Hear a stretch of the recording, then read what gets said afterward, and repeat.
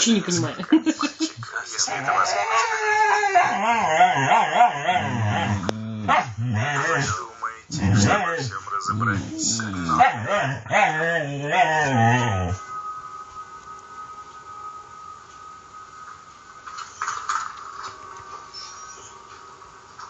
Слов не хватает.